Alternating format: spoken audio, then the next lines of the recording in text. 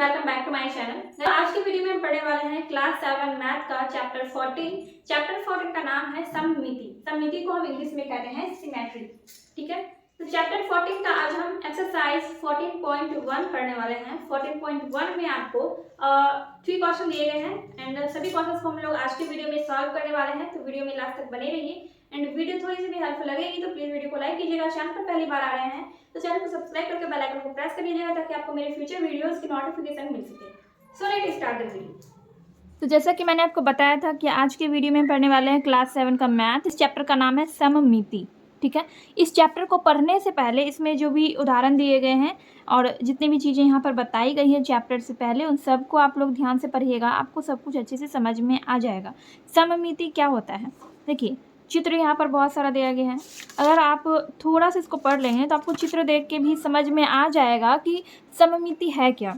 देखिए गणित में सममिति यानी कि जिसको हम इंग्लिश में सिमेट्री कहते हैं, वो क्या है। देखिए कोई वस्तु है, ठीक है, कोई भी चित्र है, जैसे कि यहाँ पर देखिए घड़ा दिया गया है, तितली, फूल और ये कार्ड, तो इस तरह से चित्र दिया गया है।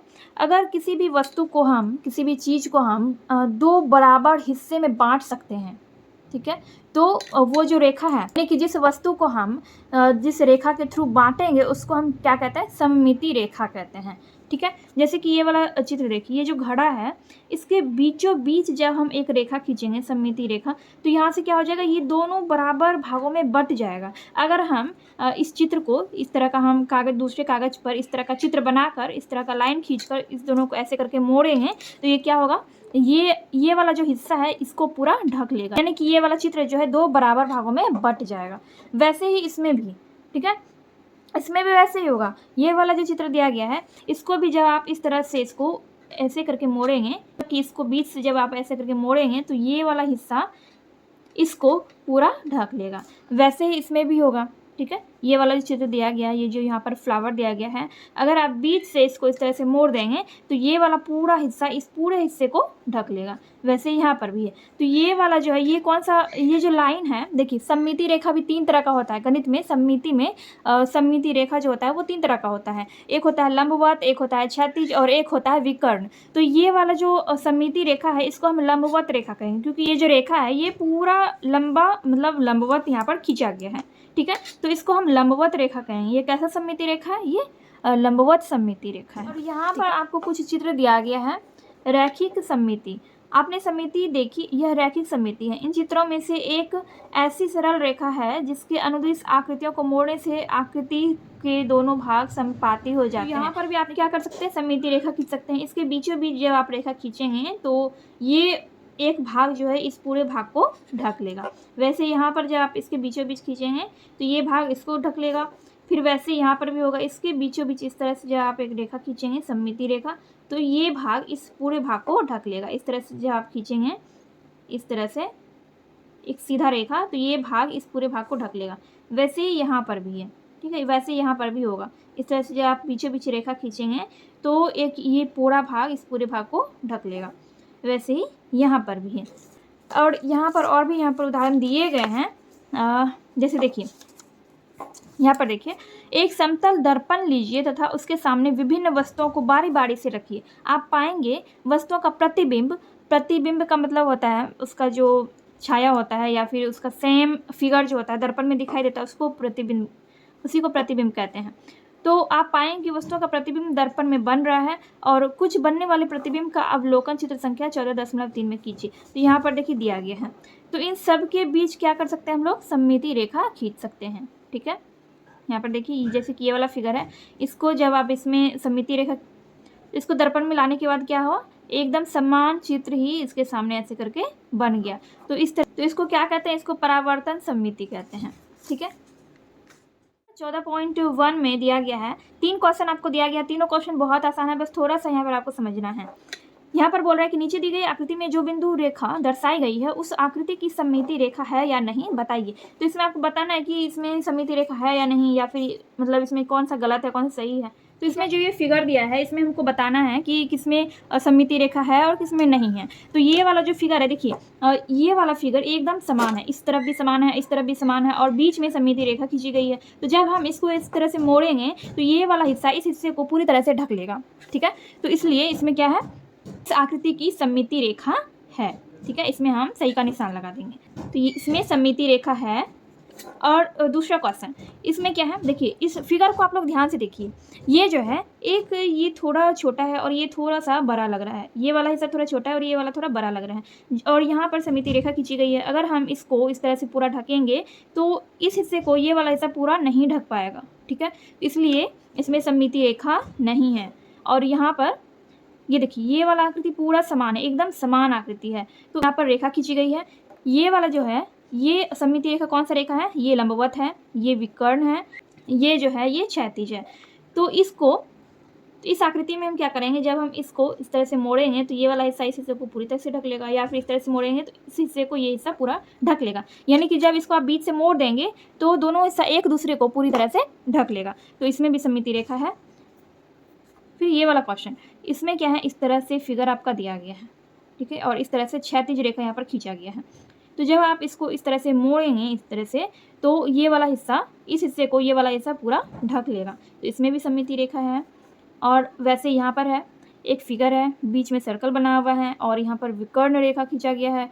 तो इसको जब आप बीच से इस तरह से मोड़ देंगे, इस चित्र को बीच से मोड़ देंगे तो ये हिस्सा इस हिस्से को पूरी तरह से ढक लेगा। तो इस आकृति की भी सममिति रेखा है, ठीक।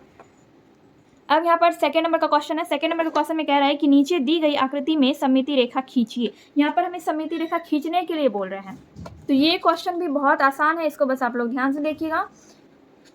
ये यहाँ पर एक पतंग बनाया गया है और पतंग में तो इस तरह का रहता ही है। तो इसमें जो हम सममिति रेखा खींचेंगे ये भी यहीं पर खींचाएगा, ठीक है, क्योंकि ये एक पतंग है तो पतंग में इस तरह से बीच में लाइन तो रहता ही है। और जब हम सममिति रेखा इसमें खींचेंगे तो ये एकदम यहीं पर खींचाएगा। तो इसमें क्या होगा, जब हम इसको बीचों बीच मोड़ेंगे तो ये हिस्सा इस हिस्से को पूरी तरह से ढक लेगा, ठीक है। अब यहाँ पर हम क्या कर सकते हैं, यहाँ पर हम दो तरह से इसमें सममिति रेखा खींच सकते हैं। एक तो हम इस तरह से खींच सकते हैं जिसको हम लंबवत रेखा कहते हैं, इस तरह से हम इसमें बीचों बीच रेखा खींच सकते हैं। और इस तरह से भी हम इसमें रेखा खींच सकते हैं जिसको हम क्षैतिज रेखा कहते हैं। तो इस तरह से भी हम इसमें सममिति रेखा खींच सकते हैं, ठीक है। दो तरह से हम इसमें खींच सकते हैं। और यहाँ पर भी हम इसमें इस तरह से भी खींच सकते हैं, ठीक है। देखिए यहाँ पर हमने एक रेखा बीचों बीच खींच लिया। मैंने यहाँ पे एक रेखा खींचा है, जब आप इसको इसी तरह से बीच से मोड़ देंगे तो ये एक दूसरे को पूरी तरह से ढक लेगा, ठीक। या फिर इसमें आप इस तरह से खींच सकते हैं, इस तरह से बीचों बीच आप एक लाइन खींच सकते हैं, इसको हम क्षैतिज रेखा कहते हैं। तो इस आकृति को इस तरह से बीचों बीच मोड़ेंगे तो ये वाला हिस्सा इस हिस्से को पूरी तरह से ढक लेगा। तो हो गया इसमें। और यहाँ पर भी हम लोग देखिए इस तरह से खींच सकते हैं क्षैतिज, इसमें क्षैतिज रेखा हम लोग इसमें खींच सकते हैं, इस तरह से हम खींच सकते हैं बीचों बीच। तो इस तरह से भी जब आप इसको मोड़ेंगे तो ये हिस्सा इस हिस्से को पूरी तरह से ढक लेगा, यानी कि ये दोनों हिस्सा एकदम बराबर है और दोनों हिस्सा एक दूसरे को पूरी तरह से ढक लेगा। या फिर इसमें आप विकर्ण रेखा भी खींच सकते हैं, या इस तरह से लंबवत रेखा भी आप इसमें खींच सकते हैं। अगर हम इस तरह से भी इसमें एक सममिति रेखा खींचते हैं तो इस तरह से भी मोड़ने पे ये चित्र जो है एक दूसरे को एकदम ढक लेगा, ठीक है। जब आप इसको यहाँ से मोड़ते हैं बीच से तो ये एक दूसरे को ये दोनों हिस्सा एक दूसरे को अच्छी तरह से पूरी तरह से ढक लेगा, ठीक है। अब ये वाला फिगर है, इसमें कहाँ पे होगा, तो इसमें हम यहाँ पर खींच सकते हैं और यहाँ पर भी खींच सकते हैं। देखिए इस तरह से हम यहाँ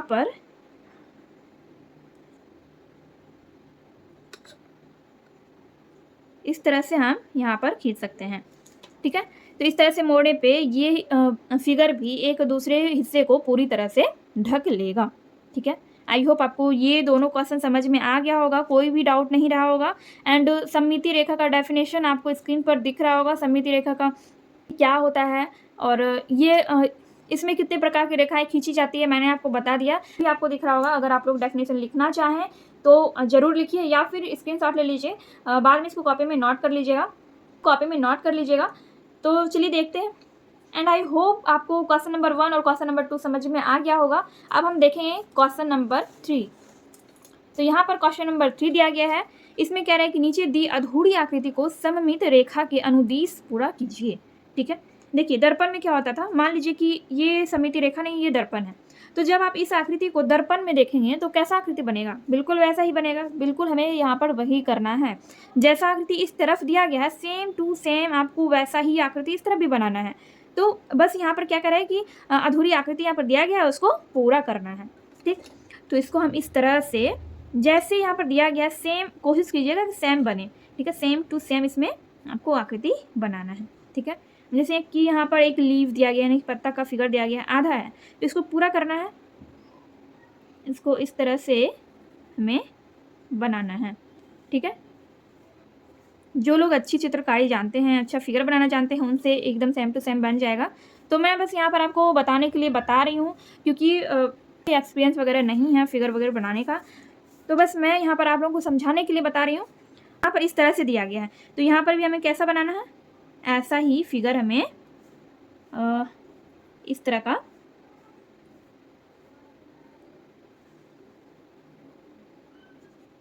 हमें फिगर बनाना है। अब यहाँ पर एक ऐसे सर्किल बनाइए, फिर एक बड़ा सर्किल।